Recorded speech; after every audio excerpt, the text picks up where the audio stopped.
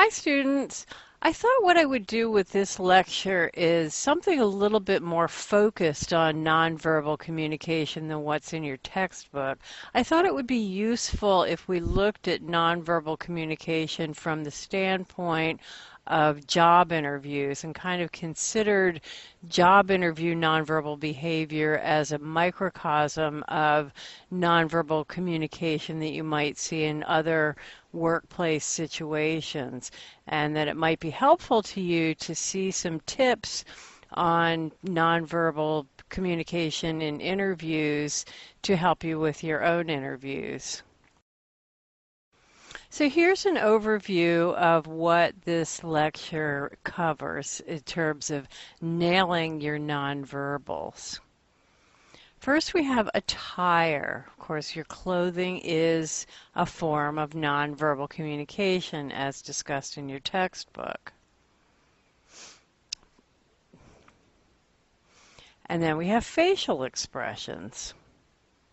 Handshake, posture, eye contact, hand gestures, and use of props in hand gestures. Now here's a really quick overview of interview attire and grooming. The best overall advice I can give is to err on the side of conservatism. You're probably not going to go wrong if you dress and use grooming that's kind of conservative. You know, certainly standards have changed a lot over the years, and it used to be that piercings and tattoos were no-nos, but they're a little bit more acceptable now. But still, you should, to the greatest extent possible, try to look pretty conservative in your interview. So for attire, you want to go for conservative colors like black and gray and navy. Just try not to go too wild. It's best to wear a suit, definitely for men. Matching suit is the ideal, and a skirted suit for women.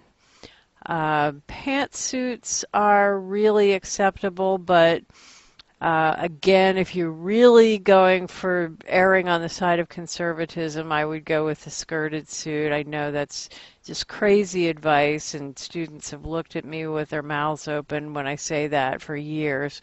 But certainly in the more conservative professions like banking and law, you're probably better off if you wear a skirted suit. And of course in nursing, it's probably very different. Polished shoes, neat hair off your face. That's one of my pet peeves with women. I hate to see hair hanging in their faces when they're in a job interview. I really want to see it off your face in a ponytail or have it up or something like that. Clean fingernails, conservative makeup. Don't go too wild with the makeup. And for men, facial hair can be risky. Not really so much anymore. I'm talking about beards and mustaches, but I really think that it's not that much of a risk factor at all anymore as long as it's neat. But if you are generally clean shaven, you should look clean shaven and not have a 5 o'clock shadow. Minimal fragrance. It's really actually best to not wear any fragrance at all because your interviewer might be allergic. But if you do just the tiniest amount, maybe to help you feel a little more confident. I say no visible body piercings or tattoos. I would just try to cover them or take them off as much as possible. It's just a bit of a risk factor. Fresh breath. You want to make sure you brush your teeth and use mouthwash and maybe have a mint before you go in the interview. Minimal jewelry. You don't want a lot of stuff flashing around and clanking around, and you certainly don't want to stink. Items to take with you. Always take your resume to an interview. In fact, take multiple copies because chances are the interviewer has lost your resume or misplaced it. And you may end up interviewing with more people than you're expecting to, so it's good to have those extra copies. Don't carry too much stuff with you, but you might want to carry some sort of an attaché or brief bag type thing where you can keep some work samples and that sort of thing.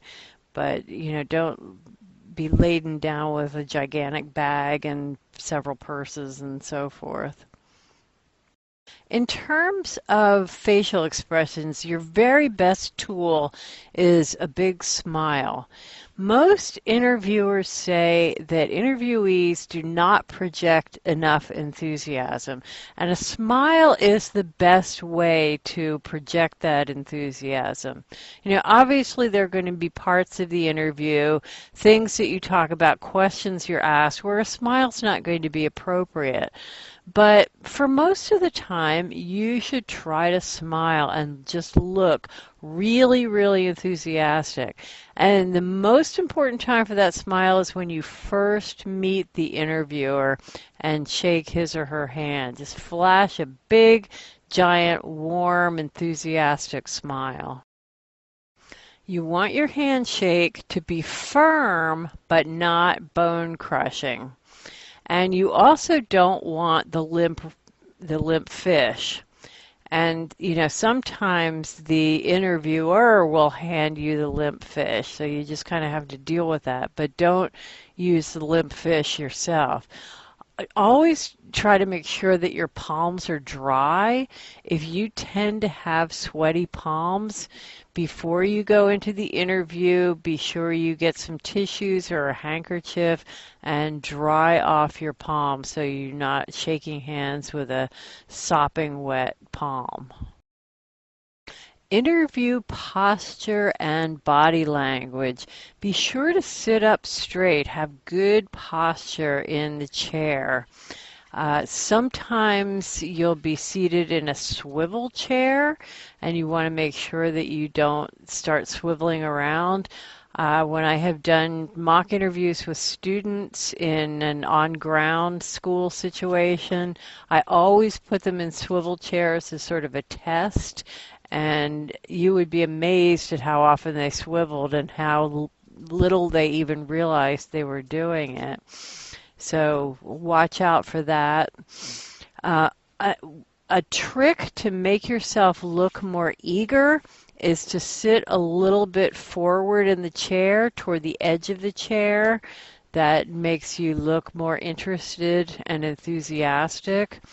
And my husband tells a story about how he went on an interview when he was in college, and the interviewer asked him afterwards if he would like to be critiqued. And my husband thought he had done really well and was looking forward to hearing this critique. But the guy told him that he would not have hired him because he sat back in the chair like he was watching TV. He was just, completely relaxed in the chair. Not a professional posture at all. So it is important that body language, that sitting up, that posture can be really important in the interview. Eye contact. Let me tell you a little story about the importance of eye contact. I once had a boss who asked me to interview a bunch of people and narrowed the field down to about 3 candidates that he would interview. So I screened them for him. And I did, in fact, get it down to 3 candidates, and he interviewed them. And he told me that one of the candidates he just dismissed immediately. He had no intention of hiring him whatsoever because the guy, he said, did not make any eye contact whatsoever. So he completely blew the interview by not making eye contact. So it's really important, just as it is in public speaking. But if you've ever been close up with somebody and tried to make eye contact, you might notice that it feels a little creepy sometimes. So a trick to avoid that, to make yourself not look and feel creepy, is to look at the bridge of the person's nose rather than looking right in his or her eyes. Now, if you're in a panel interview where you're being interviewed by a bunch of people, the trick to that is to make the most eye contact with the person who's asking you the question, but also look around at the other people as well, kind of make a sweep of the room as though you're giving a little presentation. Hand gestures are perfectly okay, but keep them small and controlled and close to your body. Don't be gesturing wildly all over the place and waving your arms and so forth. And if you know that your gestures tend to get out of control, that you do tend to talk really big with your hands, or if you're really nervous and shaking, uh, try holding a pen, and that will steady your hands. Now, here are some verbal and nonverbal tics and inappropriate body language that can be a problem not only in an interview but in all kinds of communication. One of them is pause words, like, and you have probably noticed that I have used these filler words in all of my lectures. It's a problem that I still have that I am constantly working on. I think I've improved a lot, but I have not completely licked it. But a good way to try to avoid pause words is to just, instead of saying the or the just simply pause and just be really mindful and conscious of not saying those words. Another thing is fading out at the end of a response or ending a response with kind of a questioning tone like that, like I just did. Tapping, drumming, leg shaking, nervous habits that you probably are not even aware of. Fidgeting, gum chewing. You do not even want to have gum in your mouth when you go into the interview. I mentioned twirling in the chair when we talked about posture. Playing with your hands, and sweating. Sweating is a huge problem because it's really hard to control. There's some people who are just very, very sweaty people.